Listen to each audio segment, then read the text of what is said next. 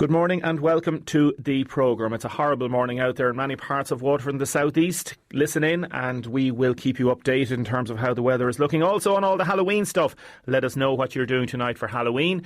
Bonfires, are they a thing of the past? I know a lot of rural communities would have had bonfires, and when they're controlled, people would say they're a perfectly great place to congregate and to have a bit of fun, but looked like they're a thing of the past. We're going to be talking to people involved in the emergency services just after 11 regarding how fire officers are going to deal with matters tonight. Also ambulance crews and the Gardaí. We're also going to be talking to Owen Crowley about his troubles with air. Anybody any problems with air? Text us 083 3333 975. Michael Hayes, Industrial Relations Officer with the Psychiatric Nurses Association, will be with us in a second. And we're going to have a special interview with a young man who is going up to Dublin as part of the Youth Assembly on Climate, taking place in the Dáil on November the 15th. Keane is one of 157 young people to be going up to Dublin on that. We've got a special report as well on Assisi House. We were there yesterday talking to all the great people in Assisi House, that they do great work up at the old Airmount Hospital. And we've got updates follow on from our item yesterday on the Irish Dental Association. Parents giving out about, I suppose, the long waiting list their children have to endure. They may get examined when they're in second class, possibly in primary school. Some parents are waiting up to 5 years, maybe even longer, before they're seen. Again, let us know if you've any stories on that. 083 3333 975. You can call Audrey on 051 846 123. Firstly, Michael. Good morning, Michael. Good morning, Damien. How are you? Wonderful, thanks, Michael. Thanks for joining us. As I said, you're the Industrial Relations Officer with the Psychiatric Nurses Association. You cover Waterford. Michael Hayes. We heard a bit on the bulletin about it. We're going to go a little bit more in depth into it. Overcrowding in the mental health services reached new levels, and intolerable situation, particularly at University Hospital Waterford in the psychiatry unit.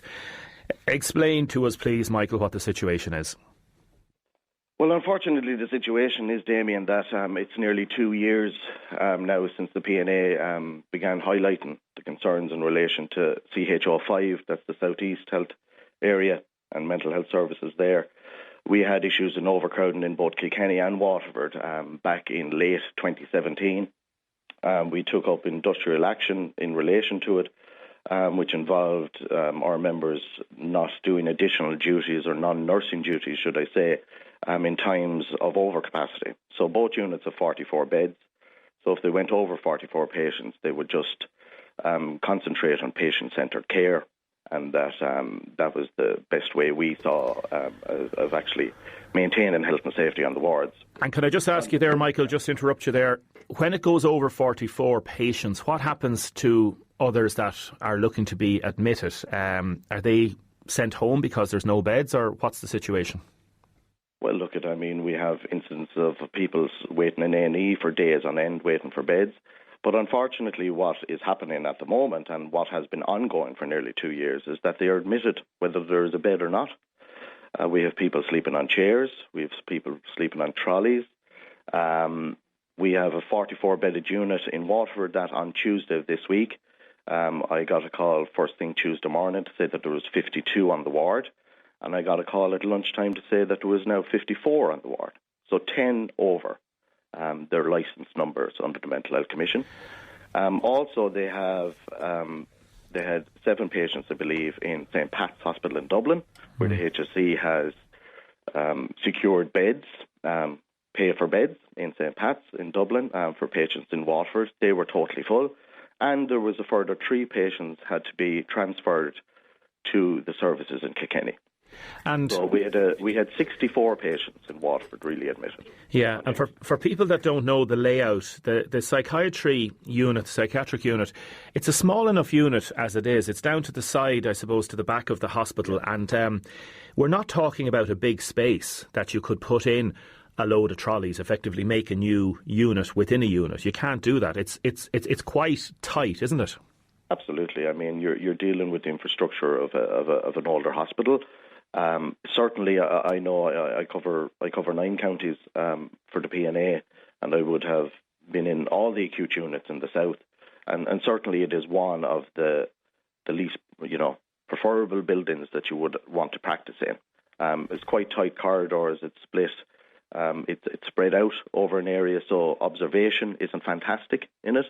More modern units would be more open, bigger spaces where observation is easier to do. Yeah. And obviously it's a more therapeutic environment because it is a nicer building to be in. You know? I've spoken to some of the staff. Obviously, they don't want to go public on it, don't want to be named on it over the last few weeks and ongoing about this because it is a big issue. And I know a lot of the people that work in the psychiatric services, they, like anybody working in the health service, they try to do their best. And particularly with psychiatric patients, it is a very, very different type of care than one would give potentially to somebody who's in A&E with a broken arm. So we're looking at a completely different model of care, and in terms of security as well. That comes into it in a major way. There were assaults on staff recently, were there? There was, unfortunately. There was 4 assaults over the weekend. 2 of the staff are out due to those assaults now. And I suppose the biggest concern we have is for our patients. I mean, the PNA is a trade union, and this is not an industrial relations issue. This is a clinical issue. This is a lack of resources issue. And the major concern that our members have in Waterford now is for our patients. Talk to me. This is going on 22 months. Everyone in any position of power, right up to the HSE, the Mental Health Commission, those in government, know what is going on there, and nothing is being done. Michael, just talk to me briefly, without obviously revealing too much in terms of the assaults, the nature of those assaults that took place over the weekend. Well, once again, I suppose, I can't really go into details. I'd be afraid of, giving too many details. But like you said, and like you referred to yourself, psychiatry sometimes is quite a difficult place to work, and you're dealing with, vast differences in diagnosis. And unfortunately, some people can be violent, and unfortunately, that's what happened on Saturday. The staff tried to intervene, and unfortunately, they were assaulted during that. Like I said, were they badly injured, or well, how would you describe their injuries? To the extent that they're out of work due to it. And like I said, I mean, we've had people with broken bones there. We've had people that have been out serious lengths of time. Like I said, we've had 4 assaults over the weekend, but we've had 7, I believe, in the last 15, 16 weeks before that. Like I said, I suppose the HSE would acknowledge here, and they have said, they've released a statement this morning saying that that they go over the numbers on occasion. I mean, that is simply not the case. I mean, we are over our numbers the majority of the time in Waterford. They also say, that the extra resources have been put into, ensure the health and safety and that risk assessments take place.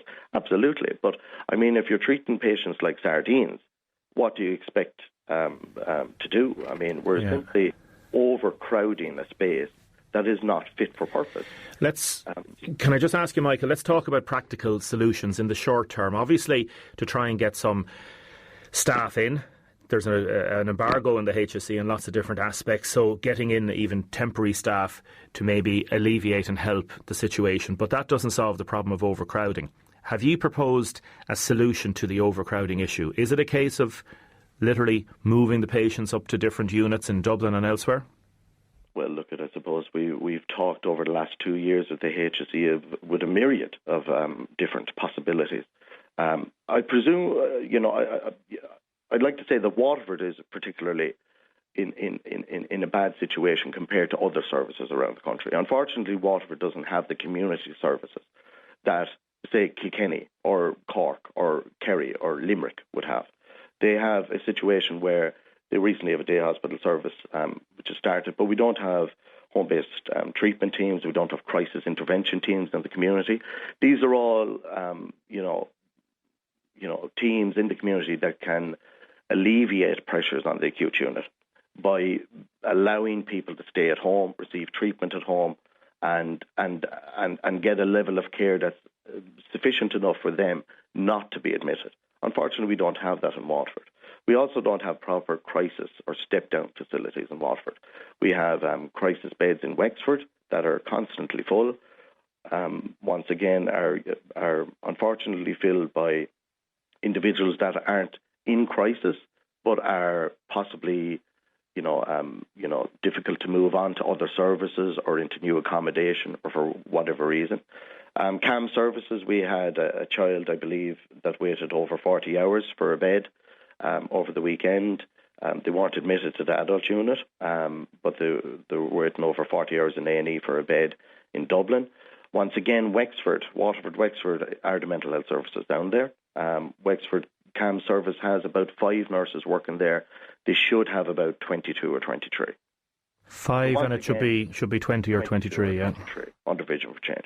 So once again, the excuse is always from government, and the responses to questions in the Dáil are usually, well, look, we have this service and we have that service. But what they fail to ever say is that, okay, we have this service, but we've only 20% of the staff there that we need to run the service. And the longer term... We have the mirage of services all the time. Yeah, and the longer term obviously is a new unit, but we're going to be having news this morning that it's going to be taking at least another 2 years, allegedly, for the second Cath Lab to be built. So if you're looking at a new psychiatric unit in Waterford, you're talking years down the line. I was told a year and a half, Damien, ago, that new units in both Kilkenny and Waterford were planned, and that hopefully they would come to fruition by 2021. That's a year and a half ago. As far as I know, we certainly haven't been informed, there is still no even site identified for either of those units at this stage. Okay. So once again, there's no priority. And I don't know, and look at it, I don't want to seem too frustrated here, but there's a level of exasperation from our members on this, and the fact that, is it the case that some people believe that they will never be affected by mental health services, that they will never need mental health services? There is a percentage of our population, unfortunately, it is the reality, that will always need, services in the community and inpatient services around the country. And there just seems to be a situation where the services in the southeast have been let bleed for so long, and I mean bleeding of staff, resources, that now it is at such a critical stage that if serious action isn't taken immediately, things are literally going to collapse. And that's our fear. Michael Hayes, thanks for joining us this morning. Thank you, Damien. Thank you for having me. Michael Hayes there, Industrial Relations Officer with the Psychiatric Nurses Association, the PNA as they're called. Let us know what you have to think about that, please. If you have any experience regarding dealing with the psychiatric services. I know staff that work there and they are pulling their hair out. They're so frustrated. I know families that have loved ones using those services, and again, it's very, very difficult for everybody concerned. Let us know what you think. 083 333 975. We're going to be talking about air in a few minutes. A texter says, when trying something, somebody was trying to install a Viber broadband, an air technician dug a hole in our garden and left an exposed cable, says Elaine. Another person has texted to say, I've had nothing but trouble since July the 4th with Air TV boxes, all faulty. They keep freezing. Then last week they relaxed it with the Apple TV, which is even worse. They said it's not the broadband. They've let me out of the TV package, but not the broadband. So Joe Kelly has texted in. Damien, myself and other councillors were told by management at the hospital that there are 200 current vacancies in the hospital. 200 current vacancies at the hospital. We were told this at a meeting only this week. 200 current vacancies. Just think about that figure, folks. 200 jobs, 200 spaces, 200 positions that are not filled in University Hospital Waterford because of the embargo. 200. Now, in a minute, I'm going to be joined by Owen Crowley. Firstly, a lady from Viewmount has phoned Audrey on 051 846 123 to alert others of sham phone calls. She received 2 in the last 2 days. Her sister and her friend have also been contacted. The caller says €600 has been taken from your bank account. They need your account details to put the money back in. And the numbers are coming from an initial 0014 or 0015. So if you see those numbers coming up on your phone, don't answer them, 0014 or 0015, and certainly do not give out any of your bank details. I know a number of people who've got those sham phone calls, so do not give out your bank details to anybody. There's a lot of those sham phone calls going around. A woman has phoned in. She's mental health problems herself. She says, what are they supposed to do? There's no room for them to be admitted into the hospital. They struggle along at home on their medication to prevent suicide, but some days are really hard and there's not a lot of help out there. Another person has texted in, outpatient appointments for psychiatric patients in one half of the city are being cancelled as a doctor is retiring, and the HSE have known this for months. Do you wonder why patients are ending up as inpatients when a brilliant doctor for outpatients is not available for appointments? So let us know what you think on that. Also, any of your comments about air. So now we are joined by Owen Crowley. Owen, good morning. Good morning, Damien, how are you? Good, thank you. Thanks for coming in to us. Wet owl morning. Oh, it's a lovely day. A day for a high stool. You've been on your high stool for the last few days trying to get onto air, have you? Tell us, you're living in Waterford City. Whereabouts? I'm living in Waterford, but it's for my parents who are OAPs, as they call them, but my mother probably gave out. We're calling her an old lady, but she's not. What's your mum and dad's names? Mum and Anne and Ted. Where do they live? They live in Ballynock, just on the way out to Tremore Road. Lovely. And talk us through this ridiculous situation. Mum and Dad are getting a revamp done on the house. The flat roof is becoming now a hip roof, but to get a cable off the chimney, an aircon, just to remove the cable. And so I rang Air yesterday. They put me on to a person. So I said, we don't know anything about this. We're going to put you on to the next person. So they then put me through to a company, which is an external company, who deals with all the external, like Virgin, Air, Tree, if you have to move a pole, everything. It's big work, big major work. So the gentleman referred me back. You go back and you ask the company for a minor plant alteration form. Minor plant alteration form. So that's if the minor alteration took less than an hour, that's what it was used for. And if it goes up, goes major and then goes up to senior. That's the way it worked. So I said, it's grand. So they put me on to the supervisor, manager in Air knew nothing about it. They're in it about 8 years, and he said, we're going to put you onto our tech team. So next minute he goes, I said, I'm on hold now an hour. But no, the tech team are aware of you and they know what they can do. You're on hold an hour? An hour. At this stage? After going from one company back to Air, right. From Air to the company, back to Air, who are putting me then back to the tech company. I got through to tech company, no problem at all, I'm able to help you here. Next minute, boom, boom, boom, diverted to the second company I was on that Air already put me through to. This company that told me to go back to Air for the form. So next minute I was there with the mother and father, and I said, Ma'am, either this phone is going to get thrown in the fire or out the door. So I said, we'll give it another 20 minutes. And were the people on the phone to you, were they nice? Were they like... In fairness, I'd say the gentleman was probably reading off a script on his computer screen. These are contact centres or call centres. And you can't take it away from them. They're doing their job. Yeah. But the day where you could be able to go in up to Welsh Park, go into the Telecom Éireann, like the lads, you might have known lads in Telecom Éireann years ago, like Deise O'Donoghue, won't mind me using his name. Deise, I need another cable moved. No problem. I'll say to the supervisor, I'll come down and move it. Them days are gone. How are people able to go through a script on a phone, press 0, press 2, press 3?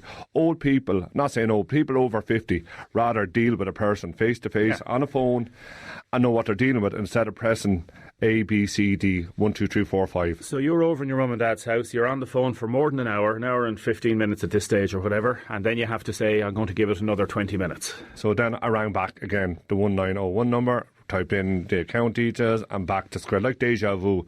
So next minute I got the same gentleman I was phoned. I said, you remember me? No. I said, I was on the phone to you. I said, an hour and 7 minutes ago. I said, oh, yes, I said about moving the cable from the roof just temporarily while the builders come in. Yes. Did you get sorted? No, I said, but I think I know everyone in Aircom at the moment. I said in Air, because after getting jumped from Billy to Jack the whole way around, he said, I apologise, I'm going to put you through to the right company. I said, you told me that at the start. And I said, you put me on to the wrong person. Oh, no, I'm going to put you to the tech company. So next week, put me to the tech company, and he goes, oh, Mr. Crowley, yes. The next day, hang on now, I'll deal with it. Beep, beep, beep. Back to the same thing. So after that, I just hung up. So we're still no the wiser about getting cable moved. And this is the cable that you're not allowed to touch. We're not allowed. If we touch it, we cause damage to it, so we're liable for a bill. Yeah, but they're not touching it because they don't want to know about it. They don't want. It's small. They don't. It's trivial to them. But how important is it to your parents? To my parents is winter is coming. The flat roof is there. They're repairing it, and they want kind of. There's more of a protection for them that the roof's not going to leak. Yeah. The cable will call the builder more duress, delaying it. Yeah. Like we rang a gentleman yesterday that does all our mum and dad's TVs and satellites. He was there in a half an hour. Everything was moved temporarily, done and dusted. How hard is it to get one small cable? I could do it myself. It's very easy. It's only a telephone cable. Yeah. But if I do it and something happens, oh yeah, you shouldn't have touched it. So where do we stand? I'd say there's a lot of people around, and people have texted in the past and will do again this morning about this, because it's an ongoing issue. This idea of contact centres, call centres, and frustration. It's frustration across from my parents, because Dad put his hand up his head. I always get Anne to do it. And Mum would be on the phone. She'd be very good and very verbal on the phone, kind of. She wouldn't be rude, but she'd get her point across. But I was doing it yesterday, and I said, here, I have enough of it. But how do people, like they're on about doing away with post offices, banks, how do you go in and meet a person you want to deal with? Like, OK, then I want to put £200 into a bank. It's all computerised systems. They're doing away with things for older generation to deal with. There's no face-to-face contact. And I'd say your mum and dad are frustrated. They feel a bit annoyed, because my mother said, here, leave me toilet. I said, no. I said, I spent an hour and 35 minutes now in total on it. I said, we've done our bit. I said, we'll go further. And this is where I am this morning. What can you do? Will you go back on the phone today? Hopefully someone out there from AIR is listening, because I know there's a lot of people out there that are on the road. Like I've seen in the Independent last week, people are disappointed with AIR customer service. I know they were changing the customer service to Galway, and they were moving them out of Dublin. But where does the customer go? If I don't pay my bill, they won't be long on the phone to me, or cut me off. They're fairly fast with that. But when you want a problem fixed, you can't find anyone to fix it. How frustrating is it? Very. I won't say anything that I want to say here now. Owen Crowley, thanks for coming in this morning. Thank you, if we hear anything from AIR, we'll let you know. I doubt it.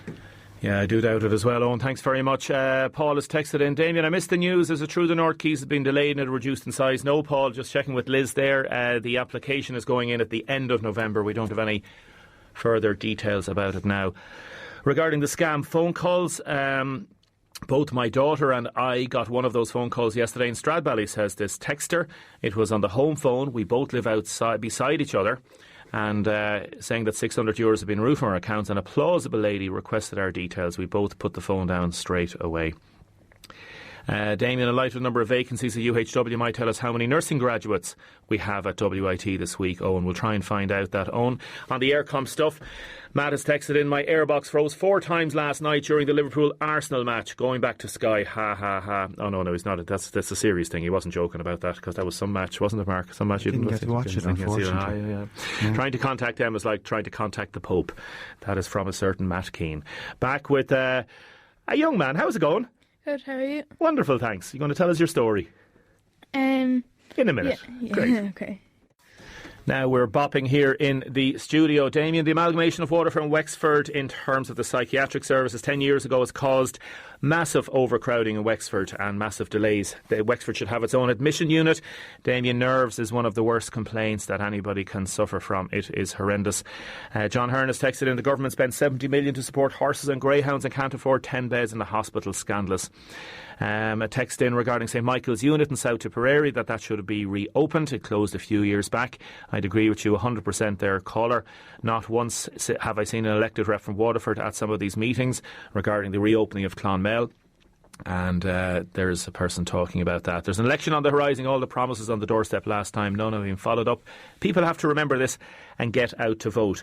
Now, a lot of people who will be voting this year will be young people, but there's a young man here, Keane. Keane, how do you pronounce your surname? Well, it's pronounced O'Kyla. O'Kyla. How old are you? I'm 11. You won't be able to vote now, not yet? No, not yet. Would you like to be able to vote? A bit too young, but do you think you have a good grasp of politics? Yeah, I'd say so. Yeah? What do you like about politics, or what do you like about stuff that's happening in the world? Well, I just find it interesting to see how the world's been changing just over the years. And who's here with you? Your mum is here with you? Yeah, my mum's So we've got Christina. Hello, Christina. Hi, Damien. How are you? For having us. Very well, thank you. And we have Mark O'Connell here as well. Mark, Keane was your pupil? Keane was my pupil, so I'm here with my teacher hat on this morning, and it's proof that children can survive my teaching. So I had Keane in first class 4 years ago, Keane? Yeah, I think 4 years ago, and we're still on speaking terms. Excellent, excellent. The reason we have you in, Keane, is that you are going to be going to the country's first ever youth assembly on climate. It's taking place in the Dáil on November the 15th. Just explain to people, what is this? Well, it's really an event that will be in the Dáil that's just kind of to make the government and normal people just listen to children. So young people have been chosen from around the country? Yeah, that's correct. And what did you have to do to get chosen? Well, first of all, we had to write a proposal saying why we think we would be a good fit to be part of the team. Then we had to make a video, a 1-minute video explaining why we would be a good fit. And then we'd send that in and we would get told if we got in or not. Well done. And you're out in Tramore? Yeah. And what do you think about the whole global climate warming thing? Well, I think it's crazy that we as a species are so smart, and yet we're still doing so many dumb things, such as global warming. Christina, how proud are you of your young man? Extremely proud. We're bursting with pride. He's one of 4, and obviously, like every mammy, I'm equally proud of the 4 of them. Give the other 3 a mention. What's their names? Absolutely. There's Connor, who's 18, and he's doing his Leaving Cert this year. There's Roisin, who's 15. She's doing her junior cert, and then Cian is next in line, and then there's Oisín, who's 3. So they've different levels of achievements, but we're all extremely proud of Cian. I mean, he grew up in a house where the environment is sort of always to the fore. Myself and Micheál, my husband, we worked with Greenpeace for several years, and we sailed on the Greenpeace ships. So I suppose he's sort of, joining the family business in that sense. Our oldest lad, Connor, has joined the family business in a different sense, where he spent some time during the summer working on tall ships, and he's a mentor with Sail Training Ireland. And Cian's sister Roisin has also done some climate work, and she did some work on cervical check last year and the HPV vaccine in relation to a young scientist project she did. So I suppose they're all following some element of what myself and Micheál did back in the day. So the whole household is very proud of Cian. And do you discuss matters on a daily basis over the dinner or later on, or do you read the papers? Would you have vibrant discussions about things? We would, but I suppose to us, we would if you compare us to maybe a house that if you compare us to maybe other houses, but to us, we just have normal discussions. I suppose the thing is, we're also a business family. We're involved in business, and I suppose the thing is, kids who grow up around a dinner table a business dinner table or a political dinner table or an environmental dinner table, they absorb so much. They absorb more than they know they're absorbing. So I suppose the business, do you mind me asking? Well, my father-in-law owns Kylie's Dunhill, and we produce food out in Dunhill. We produce Little Thai Kitchen and Little Healthy Kitchen food products. So I suppose the thing is, sitting around the dinner table, the kids have just absorbed stuff. They've become, I suppose, semi-politicised and active citizens through that. Mark, I know you're here wearing your teacher hat. You're also a Green Party councillor.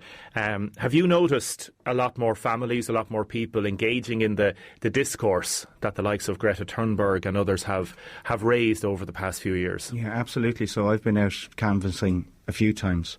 I would have canvassed in 2016 and I would have canvassed this year in 2019. And over that 3-year period, there really has been a sea change in people's attitudes and openness to green politics, and what we're hearing more and more is from parents and grandparents who are now motivated by their children. So the children might have gone through the Green School programme in their primary school, and they're bringing that kind of base knowledge back home to their parents. And it's kind of education nearly the opposite way around, where you'd expect parents to be educating their children. I think there's a huge awareness now in people like Cian and his class group. It's worth mentioning Cian's class group won the Irish Aid Awards last year. They had a fantastic teacher in Kate Marie Hearn. And those kids are absolutely immersed in global goals. They're immersed in kind of green school thinking. And they're nearly bringing that message home to their parents rather than the opposite way around. So for sure, it's becoming a more pressing issue. I mean, Cian is going to be around on this planet a lot longer than I am. So he's going to live with the consequences of what we're doing for a lot longer than us. And this idea, like we talk about the green flag at school, people think, well, what does that really mean? A lot of parents, they hear about the school going for the green flag, they don't know what it means.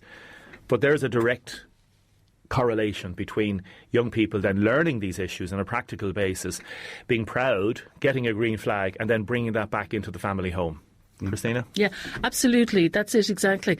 And I mean, I would talk to other parents and, like obviously Cian's friends as well. And the parents are so much more aware of environmental issues through the kids. And as Mark said as well, I mean, Cian's particular class group have been extremely lucky.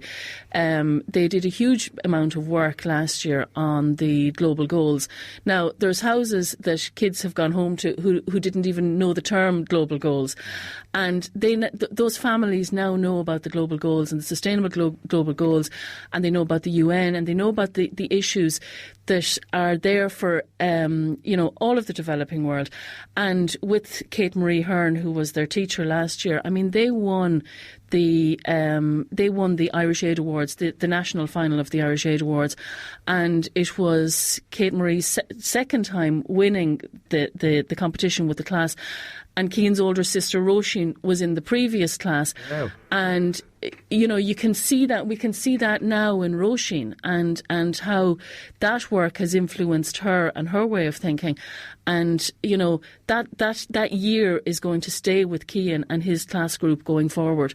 And I think initiatives like the Irish Aid Awards, I know Goal are running another programme now as well for primary schools, the Green Flags. Those initiatives are educating the leaders, the politicians, the change makers, the parents of the future, and I think they're phenomenal. I think schools are doing phenomenal work by engaging in these programmes. Cian, I want to ask you a little bit more, but I'm going to play a little 1-minute clip of a lady who has inspired you and is inspiring hundreds, if not millions, across the world. This is all wrong. I shouldn't be up here. I should be back in school on the other side of the ocean. Yet you all come to us young people for hope. How dare you? You have stolen my dreams and my childhood with your empty words, and yet I'm one of the lucky ones. People are suffering. People are dying. Entire ecosystems are collapsing. We are in the beginning of a mass extinction, and all you can talk about is money and fairy tales of eternal economic growth. How dare you?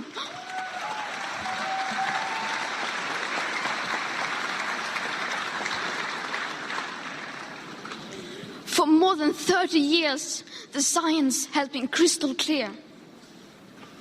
How dare you continue to look away and come here saying that you're doing enough when the politics and solutions needed are still nowhere in sight? Nowhere in sight, the how dare you speech. Cian, do you find, or have you thought about the discussions that you're having at home? And do you think, are there other views out there? Like, do you question what your mum is saying, what your dad is saying? Do you accept it? Do you argue it? Because some people would say, we are the product of lots of things around us, and that if I grew up in a very Catholic background, I could become a priest or something like that. You know what I mean? So what sort of discussions, how does it work out? Do you question it? Well, I don't really question it that much because we kind of learn the exact same things in school as we talk about at home. Like, an awful lot of it is brought up by one of us talking about stuff that we've learned in school. Like Donald Trump would say, climate change is not real, it's not man-made. Like, what would you question about that? What would you think about that? Well, I personally think he's a nutter, so that would help. But also, as Greta Thunberg was saying, the science has been crystal clear for 30 years, and it has been. And yet Trump is still ignoring that. And what about people that would say children are too young to know? Well, I completely disagree with that. Like, if children were too young to know, then would I really be here? Well, I think if people are saying children are too young to know, then like how can Greta Thunberg be up in the UN? And how can 156 children come together in the Dáil and represent a new generation? Yeah. And do your friends talk about these things as well? Yeah, climate change is a large point of conversation in our classroom. Have you heard about Extinction Rebellion? I've heard of it, but I haven't really read about it anywhere. Yeah, fair enough. Again, that point, Christina, it's important for children to make up their own mind, to be imbued with a sense of history within any family or political organisation, and to say where you're coming from and to be proud of your history. And they make up their own mind, don't they? Absolutely, they do. And I think in this digital age where kids, now older than Cian obviously, because he wouldn't be on social media or anything like that, but I find with my teenagers, they get their news from social media, and they'd be very interested in news and environmental issues. But I think the opportunity is there for them to get both sides. But having said that, in relation to the climate change issue, I think we really have to go beyond listening to the other side. I mean, there is no other side when it comes to climate change. That the day for listening to the other side and for balance has long passed. It's nearly 30 years ago now. Well, it's not quite. Maybe 25 years ago that I joined Greenpeace, and I joined Greenpeace as an activist. And there's not one single thing that's been said now by the young people, by Greta Thunberg, by David Attenborough, by the climate activists who are coming forward now. There is not one single thing that's been said now that's new. Many years ago, 25 years ago, when I was working with Greenpeace, we were beating that same drum. You know, the climate change hasn't just landed. This is not news. And I think the time to start looking at the other side has passed. We just need to listen to the scientists. Running up against time, you still get people that will text in that's saying, hold on a second, climate change isn't real. And you have people that will say, no, it's not man-made, this is part of a natural process and all that. So, do you know what I always say to them, Damien? Go on. I hope they're right and I'm wrong. Absolutely. Quite fervently, yeah. Quite honestly, I really hope I'm wrong. But unfortunately, all of the science is pointing to what Cian is talking about, what Christine is talking about, being correct. And all of the science over a 30-year period. So I hope your texter is right and that I'm wrong, but I don't think we are. Me too. There's nothing to indicate at this stage that the texter is right. It's pointing all towards the other situation. For sure.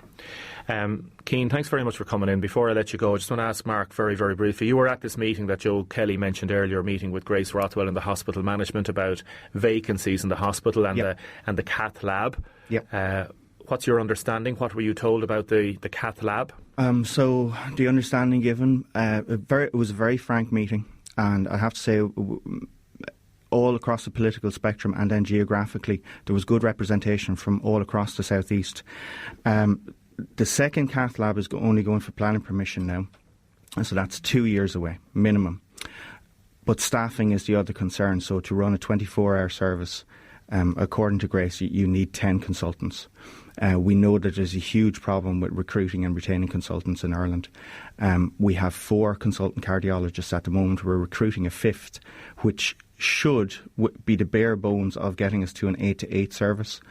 But being realistic, and this is leaving politics and that completely to one side, the realistic assessment that we were given by the hospital manager is that 24/7 cardiac care is at least 2 years away. And I say at least because even to achieve it within the 2-year time frame, we're going to need significant ongoing investment. This isn't a wave your magic wand situation. We really do need to continue the pressure, the cross-party pressure that we saw at the meeting from every party within the southeast, because it's as we said before, it's a literal life and death issue. Mark Kosik, thanks for joining us. Christina, thanks for joining us. And somebody has texted in, Cian, do you like all aspects of life? Do you get out and do sports and out for Halloween tonight and everything? Yeah. Yeah? Yeah. You're not too serious a young lad, are you? No. Cian is savage crack. Savage crack. Absolutely savage crack. I can see you. You're wearing a lovely T-shirt there. We have great crack and we had a bit of fun coming in as well. You're going out trick-or-treating tonight? Yeah. What are you dressing up as? Sugar Skull. What's that? It's It's kind of like a traditional Mexican, I think. Yeah. Is it Christine? Yeah. Yeah. It's he's going all in black, and he'll have traditional Mexican face paint. So, excellent. I think it's just I know you're finishing up, but I think it's just important to say that the kids who are interested in issues like this, they're not sitting in a corner. They're not sitting in a corner, crying and rocking to and fro, worrying about the end of the world. Like Cian's involved in karate and scouts, in swimming and basketball and everything else, as well as this. This is a very small part of Cian's life, and I think it's the same with all the other kids. Exactly, because it's very easy for somebody that doesn't know a family like yourselves to say, "Oh, they must be." That's all they're talking about, and they're absolutely, yeah. I mean, exactly. That's he's got a very active life as well, and that's a small part of it. Good luck up in Dublin. Thank you. I wonder what seat you're going to sit in. I wonder that too. Cian, thanks very much. Christine, thanks very much. Mark, thanks very much. Thank you. Now, keep your texts and your comments coming in. A lot of texts coming in about the mental health services, and a phoner into 051 846 123. A lady called in to say she has mental health problems. I helped her a number of years ago. I remember this. She rang to say she was traumatised by the services in May of last year. She's still afraid to go out. It's very, very difficult for this lady. And other issues regarding recycling. We'll take those in a minute. Firstly, I want to go to Councillor Matt Shanahan. Matt, good morning. Good morning, Damien. Councillor Shanahan, we've just been listening to Mark O'Cahilsig, who's the Green Party councillor, talking about that meeting that took place regarding hospital management, and Councillor Joe Kelly mentioned it as well, about the Cath Lab, the second Cath Lab. It looks like, from what they're saying, they were told it's going to be 2 years away. What's your reaction? I said it on your programme some weeks ago, Damien, if you recall. I said that this would not happen for probably a minimum to 2.5 years, and what it means is that we will have no chance of expanded services into the weekend until the second Cath Lab is built. That's what the hospital manager was alluding to, and that's what the government are proposing for us. How does it make you feel? Well, it makes me feel very frustrated, but unfortunately I've been very frustrated for quite some time, as have a lot of other people. And it's also just reflective of where we are with so many other sectors down here. I could name the university, the airport, what's happening, in terms of our jobs programme down here, all of that. It's all part of the one problem, to be frank. Where does it leave the campaign or campaigns, do you think, Councillor Shanahan? Well, all I can say is what I said before, is we have tremendous challenges. I contributed to the RTE late debate last night, where Professor Anthony Staines and Susan Mitchell from the Sunday Business Post both excoriated our claim for a 24/7 cardiac service on the basis of the Hershey report, which has long been dismembered, to be honest, by the evidence on the ground. So we are fighting a very large political battle, which we've always been fighting, and so it goes. And unfortunately, the hospital manager confirmed that the funding is minuscule in terms of what's coming into University Hospital Waterford. Was proposed as a complete moratorium on recruitment in there. And all I'd say to people, and a general election is coming, and I say to people now, very, very concerned, if you're going to go into the polls, all I suggest is that you vote based on past performance. That's all I'd say to people, whoever you pick. You need to be thinking about what we have got down here. We have got very little in the past 8 years, very, very little. And with that in mind, I have to ask you, Councillor Shanahan, have you decided yet whether you're going to run yourself? I haven't, Damien. As you know, I'm in the commercial world. I think people do not realise how big a decision I would have to turn my back on everything that I've tried to build up to pursue a career in politics. I wasn't looking to pursue a career in politics, but having said that, I am of Waterford, and I will do what I can for Waterford to the best of my ability. That sounds like you're leaning towards a possible yes. I haven't made the decision, but as I say, these are very frustrating times. I'm as frustrated probably as any listener here this morning, because I'm looking at a grant of €80 million being announced yesterday to the Abbey Theatre in Dublin, and I'm wondering what money is going to be given to our operating theatres here in the South East, and the answer is no money. And every project we have down here is being delayed. We are not being taken seriously by this government. The South East is not on the remit of this administration. And that is patently true on every sector that you look at. I mentioned to you some weeks ago the capital tracking index. I'll give you the figures again. 92 million for the South East, 900 million for Cork, Kerry, 5 billion for Dublin. These are allocated monies to be delivered between 2018 and 2022. And figures don't lie. And actions don't lie. Do you think it's even more acute regarding Waterford compared to, we'd say, Kilkenny and Wexford for certain services? I wouldn't say that. I think we're all in the same basket. Unfortunately, we're all competing for the same interests, but the bottom line here is that government, we are not on the national agenda in terms of the South East agenda. This is about building up the areas of Cork, Kerry, Galway, Limerick and Dublin. That's what it's about, and the South East is not on any agenda that government is showing at the present time, and I would have huge reservations about even planned funding, seeing it realised at the moment. We see it with the mortuary, which is going to have to go back now and be considered again. We see it with the Cath Lab decision, which is being pushed out and out. Further, we were told in September 18 we would have a lab in 17 months. And here we are. What do you mean about the mortuary having to be pushed out again? Well, basically, the tenders, it looks like the tenders that will come back are in excess of the monies that were agreed, so they'll have to go back to government now and look for additional funding if they want to go with the tenders that have been received, or else they'll have to probably despecify and go back for retender. I don't know which, but basically the tenders are not in line with what was expected. So you're saying the mortuary is now not going to happen in the time frame they initially allocated? I'm not saying that, Damien. All I'm saying is that the tenders have come back and they are above what has been agreed by government, and that means that money will have to be found, or else the project will have to be changed. Councillor Shanahan, thanks for joining us. Thanks indeed, Damien. Appreciate it. Thank you. That's Councillor Matt Shanahan there. Joe Kelly has texted in, Damien, the second Cath Lab is at least 2 years away. The 24/7 service is many years beyond that, unfortunately. Let us know what you think. 083 3333 975. A lot of people texting in also about the scam phone calls.